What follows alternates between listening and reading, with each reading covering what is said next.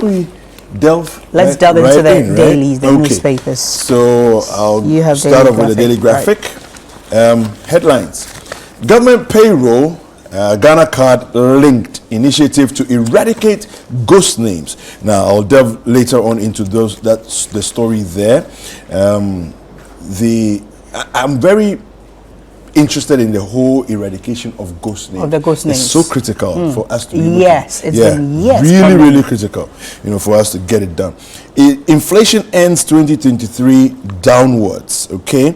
We also have no change in BECE subjects, Education Minister speaking. We have Yoko retrieves 214 million Ghana cedis proceeds of crime. Wow, that's a lot of money. New Year school industries urge to conform to modern trends. And on the back page, we have Faila 2 ends Guinness World Record cooking marathon in Tamale. All right. So that's it for the Daily Graphic. The Daily Guide, Ghana's favorite newspaper. Today is the 11th of January 2024. Headlines: Nana hopeful of economic rebound. And that story is on page 6. NDC fights EC over voter ink. That story is also on page 3. Government rolls out new payroll, no Ghana card, no pay. That story is on page 3. And then OSP arrest NEIP boss. Right, and at the back page of the Daily Guide, we have thank you Kumasi for hosting us, and that is Ghana coach Chris Hughting thanking the whole of Kumasi for hosting them towards the AFCON. And then AFCON daunting but possible precedent. Barcelona director to visit King Pong Academy. Take Black Stars to where it belongs. Yes, and then we have flashback King Pong with some Barcelona directors and Kwesi Appiah. I like the way our Black Stars were dressed when they entered Cote d'Ivoire. But they should play the Kente apparel. You see the way you people are dressed beautifully. Please play like the 40 at day. All right, so I have the Daily Post here, and big headline: how election 2024 will be rigged if indelible ink is not used. Deep throat source within EC explains it all. Wow, interesting one there. Okay, why is Akufo-Addo pretending he didn't assist GRA boss and his family to leave the country? Honorable Ekujoto Ablakwa is asking that question. And we have MPP supporters want uncouth deputy trade minister sacked for publicly describing regional minister as quote. Okay, you can see it on the headlines there. I won't say it with my mouth. The Chronicle, Spear of the Nation, Gender Balance, Fidaka Joes Baumia Mahama to nominate women as running mates. Owners take over free zones lands at Ejiso. Baumia chases ghost on government payroll. Nkwetiahene swears oath of allegiance to Kwewumain Hene. And at the back page we have the beautiful apparel of her. The Ghana Black Stars. The Ghana Black Stars. Okay. How beautifully they were dressed. Okay. All in Kente. It was nice. I like it. Yes, all of them. All of them in Kente apparel. All of them. They do that same part. They do. I can't say Ebeshe goes. So what's the scripture for today? The scripture there you can't miss. That one I can't miss it too. It is 1 Corinthians 10:24. Let no one seek his own good, but the good of his neighbor. Fida Kajos. Baumia Mahama. I think Baumia chases ghost names. No, I think it's the first one. No. You think it's the first one? Fida Kajos Baumia Mahama too. They are jabbing somebody. The good of his neighbor. The good of his neighbor. There are 4 women there, 4 strong women. The Business Analyst. These are the headlines.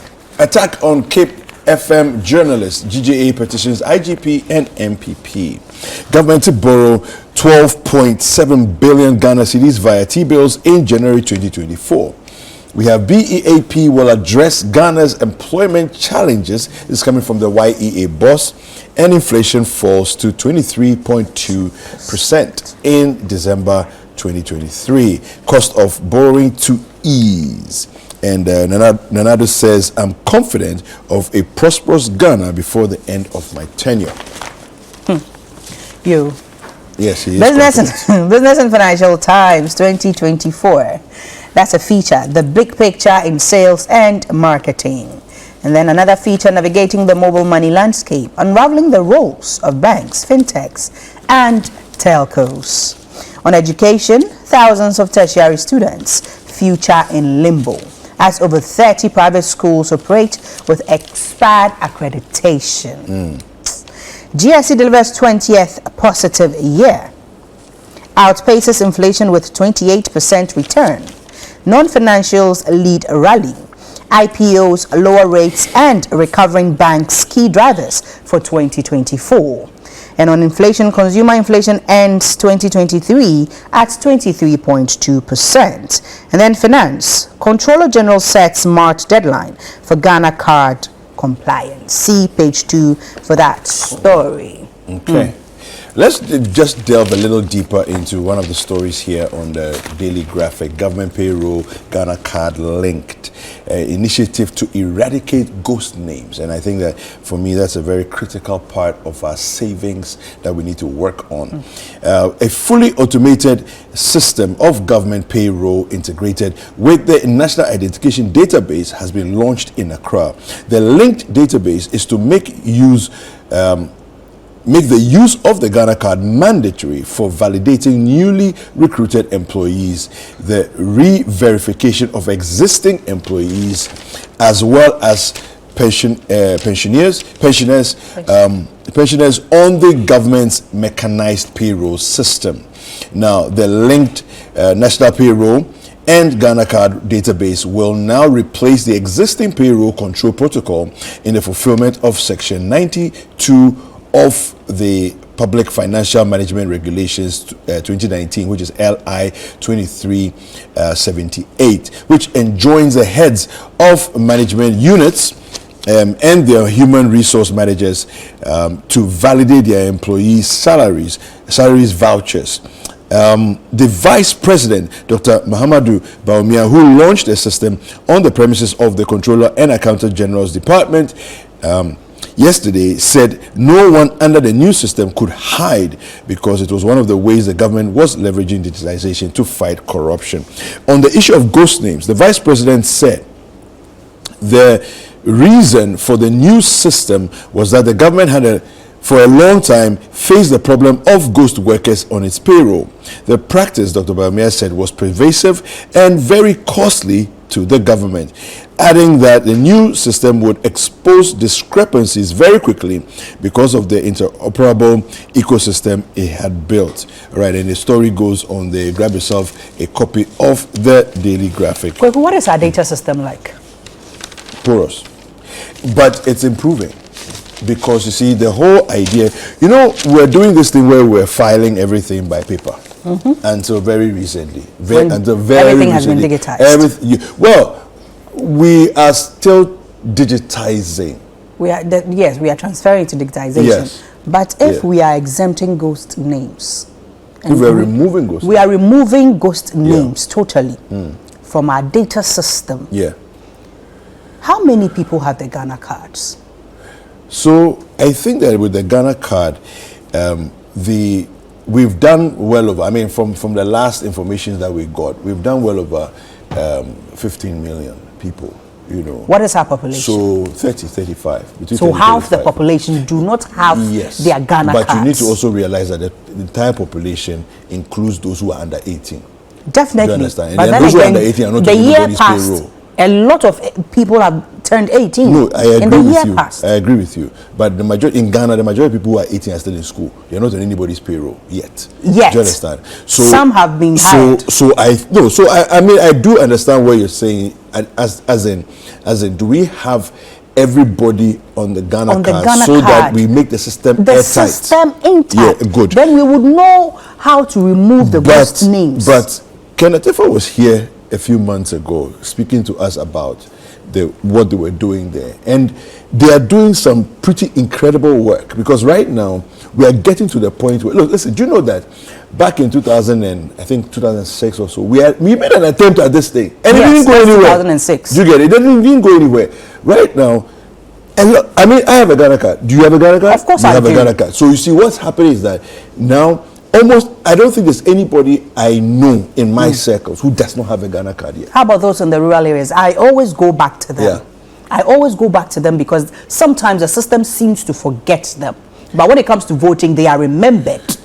Okay, so it's a good question that you have asked, but we can find out. We can call our correspondents. We can find out. We have what's the Ghana card situation like in places outside of Accra. You know, but you see, now that a lot of things are linked to the Ghana card, you have to get it. In getting it, my friend came from Sierra Leone. She lost everything. She was robbed. She lost everything. Yes. So she had to go and get her Ghana card. My dear, there's no card. The queue alone when the cards came. And then the protocol, the brown paper and the white paper system. Okay. All of that went on for almost 2 weeks. And by the time it was her turn, they were out of cards again. So how would she get her Ghana card to even leave the country? Because it's an ECOWAS card and she's in another ECOWAS country. Yeah. Do you get it? So count about 10 people who may have the same kind of thing. Yeah. Do you get where I'm coming from? The system, the porousness in the system is really not going to help us if we are not keeping things intact. If we are not, the initiative is very good, but like I said, if we sit back and we. But I think that if you think about it like this, if every month there are 5,000, 10,000, 20,000 more people who pick up their Ghana card, we are getting to the place where we will eventually get it slowly. Done. Yeah.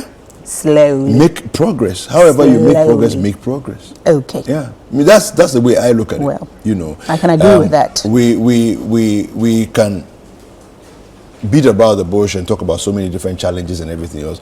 But for me, the Ghana card is a critical part of our weeding out of the corruption, exposing the system to modernity, and making sure that the people who have thrived on the archaic systems and benefited from the corruption and because of the darkness that existed in the old systems. Now all of this will be exposed and to be easier to be able to get things done. Anyway, I think it's time for sports. It's time for sports. Yeah? Okay. Sports all right. review is next. Don't go anywhere.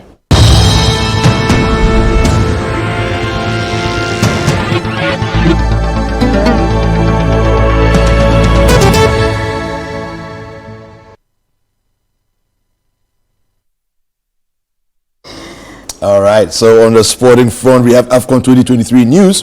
The Black Stars of Ghana arrived in Cote d'Ivoire yesterday ahead of the start of the 2023 Africa Cup of Nations this weekend. Now, the team flew directly from Kumasi to Abidjan via the official airline of the tournament, Air Cote d'Ivoire.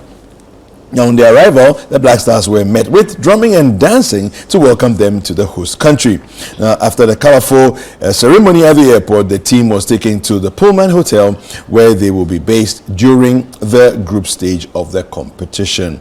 Now, Ghana will begin its group stage campaign underway on Sunday against Cape Verde at 8 p.m. All right. Now, some Carabao Cup news. Liverpool came back from a goal down to beat Fulham 2-1 at Anfield in the first leg of their semi-final clash played last night. Now, Liverpool came back from a goal down. Liverpool came back from a goal down. Yeah, they came back. We never walk alone. Liverpool. You know how it is? We never walk alone. You know how it is? Yeah. We came back from a goal down. You see that thing? And beat Fulham 2-1 at Anfield. It's Anfield. You don't play games at Anfield. Please. Okay. In the first leg of their semi-final clash played last night. Samuel, good morning. I hope you're doing well. Fulham took the lead in the 19th minute through William, but the Reds fought back and got level in the 68th minute via a Curtis Jones goal that went in via a deflection. It's a beautiful goal. I predicted a 2-goal. Now, 3 minutes later, Darwin Núñez set up Kudigapo. For a first-time finish at the near post. You should have seen the goal. It was. Fulham will hope to make amends in the second leg at Craven Cottage on the 24th of February. Good luck to them. That's all I can say. Well, with that, we come to the end of Sports Review this morning.